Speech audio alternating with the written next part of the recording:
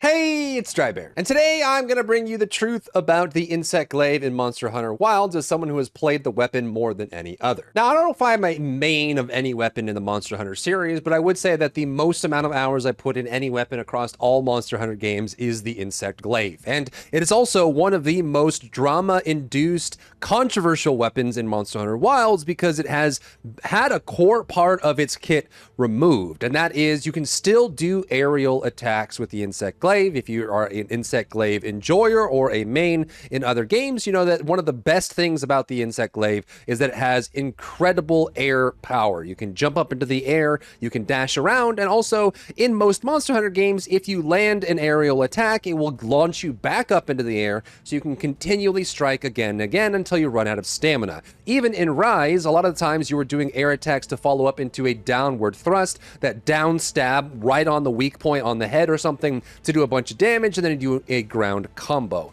So a lot of questions were around whether this is a good change or a bad change, and many people are upset about the changes to insect glaive not being able to maintain its aerial state. You still can jump around, but you'll notice that if you land an aerial attack, you will fall straight to the ground. You don't launch yourself back up again, so you would have to vault your way back up and go back into the air, and it isn't really all that much damage in the first place. And I'm on the fence about that. They also added a new kind of charge combo. You can hold down this descending slash almost like a hammer, where you hold it down. The longer you hold it down, it gets stronger, and you can finish into a combo. And you can even consume your kinsect buffs to do a follow-up combo, which will burn your buffs away and do more damage. And so it was like a big question for me on whether I was going to be playing a lot of insect glaive in Monster Hunter Wilds. And after playing a bunch of hours on the Monster Hunter Wilds beta with the insect glaive, I wanted to give you my opinion on where it sits right now and whether it is a good or bad change. And honestly, it feels like it's a brand new weapon. It still has the kinsect buffs,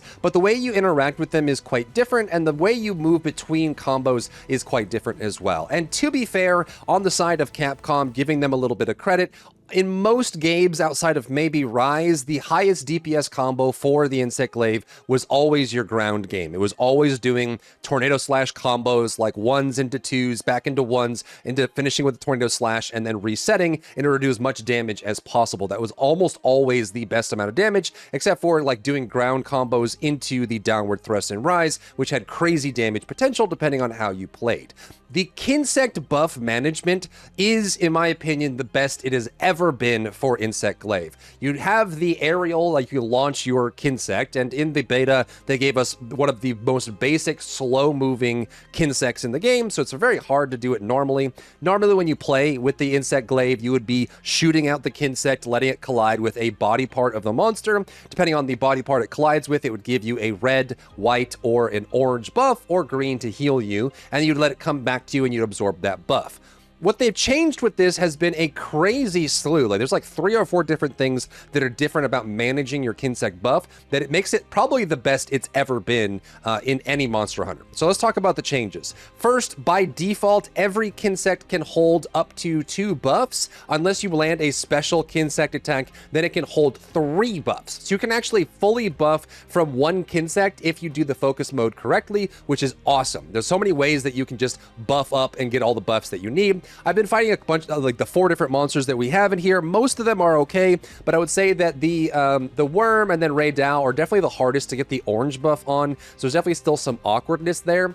There is a wind-up attack where you can hold your R2 on controller, aim, and then you can send the kinsect like a pierce round from a light bowgun, where it just travels through the monster and it picks up every buff along the way. So you can charge up the kinsect, line it up against the monster, have it run through the head and the body and the tail, or the wings and the legs and the tail, and get all the buffs that you need and have them come back to you, which is huge. On top of that, while you have focus mode active, you have the ability to gather kinsect buffs while you're attacking. So your normal 1 and 2 attacks, your light and heavy attacks, if you want to call them that, you can actually have your focus mode active and do your normal combos, and while you're doing that, your kinsect is attacking with you, which you have had ways to do melee kinsect buff gathering before in other Monster Hunters, but this one feels like the most fluid overall, which allows you to really play with it. So the typical way to get buffs with the kinsect is to hold your R2 and then aim in most games, and then you can control where the kinsect goes. And there actually was a good deal of skill that went into some monsters being able to get the buff.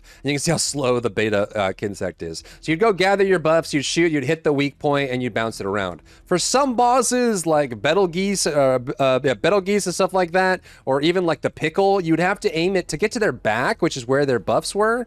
You'd have to aim the kinsect up, and then have the kinsect fly there, and then end the kinsect down so it hit the top of the monster, and do that. And you can still play that way. You can still gather buffs that way. However, if you use L2 to trigger focus mode, every time you attack, you'll notice that the kinsect flies out with you. So you can still do your normal 1s and 2s, and your combos, that sort of thing, and the kinsect will gather buffs this way as well. You can still do, I still do, like going up close and hitting buffs that way.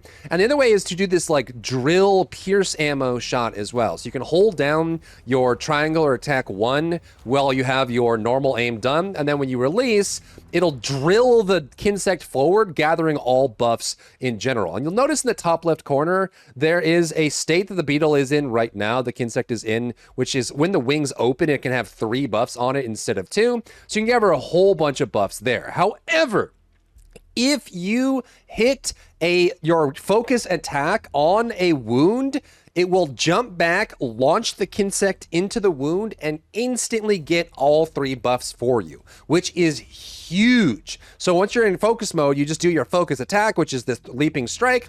If this collides with a wound, it will jump back, you'll launch the kinsect into the wound, which does a bunch of damage, and it'll also give you your full buff, which is really cool. And this is important for the new descending slash combo. So this is what I'm talking about. As long as you have red buff on your weapon, we can do this live while we're fighting this monster, you can hold circle or attack 2, and you'll notice my glaive is glowing. This is a brand new attack, and it took me a while to get used to this. It felt very weird at first, a very odd change to charge up attacks with the insect glaive. But while I have this up, I can run around, kind of like the hammer, and then when I release, I'll do this like super duper spin.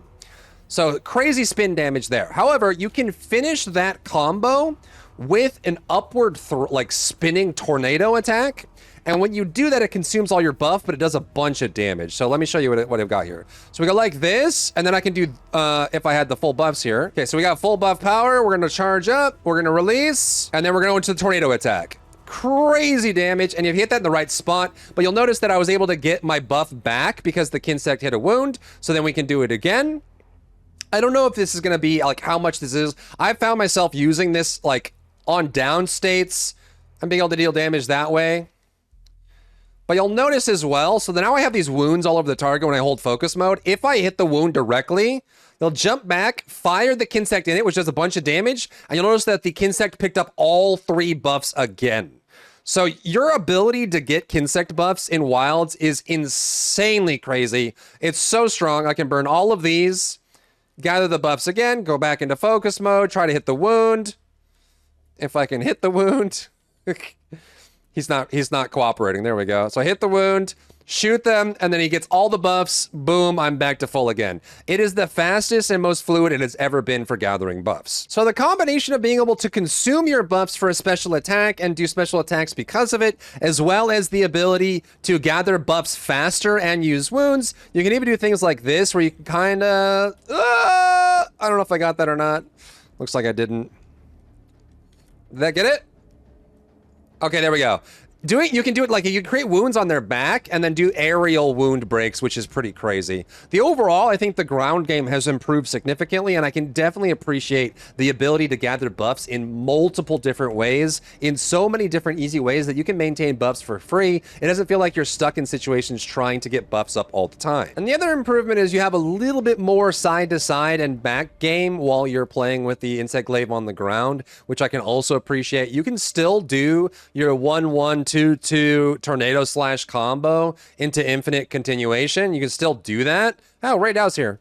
And you actually have better side to side games. So if I'm doing 1-to-1, so you can see it like I can go side to side very easily. I can back up as well. So I can attack, back up, go forward, go side. It's very smooth and fluid. They've improved the ground game quite a bit. But this doesn't change the fact that the infinite aerial is gone. And I think that it took me probably a good 5 or 6 hours of playing Insect Glaive on the new system to really try to let that go. And I think part of it's just because I wanted to be able to do it. And like I said, in most Monster Hunter games, it's never really been the highest damage combo anyway, but losing that core part of the identity is definitely a huge blow to the Insect Glaive. And I can see a lot of people just swearing off the weapon because you can't infinitely fly in the air anymore. It is still the best weapon for mounting. You can still do one aerial attack, and you can break wounds from the air, which as far as I know is the only weapon in the game that can do it. You still have that power, but in general, you don't really have that ability to jump up into the air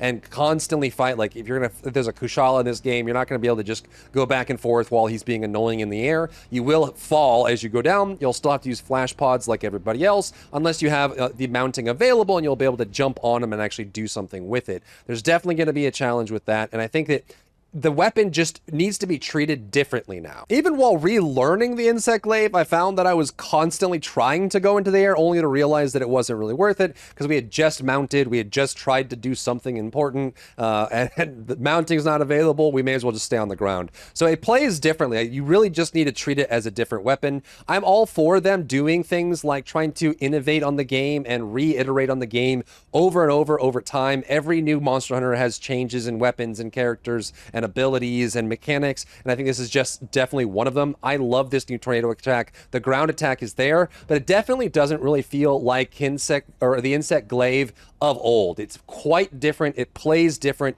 It has its own new vibe, and you really do have to get used to it. And I can tell you that, especially the first hour or two, people on stream were telling me how much I was complaining because it just felt awkward to use a charge attack on an Insect Glaive and learn to not use the air as much, try to look for wounds instead. It plays very differently, but after about 5 or 6 hours, I would say it started to grow on me, and I'm starting to love the new Insect Glaive. But let me know what you think about the changes, whether you're going to be, if you're an Insect Glaive main from before that's swearing off the weapon, if you've tried it in the beta, and what you think about the new iteration of this weapon. If you found value in today's video, leave a like down below, leave a comment for the algorithm to help this video get seen by more people, and don't forget to check out my other channels for other content and other stuff and other things.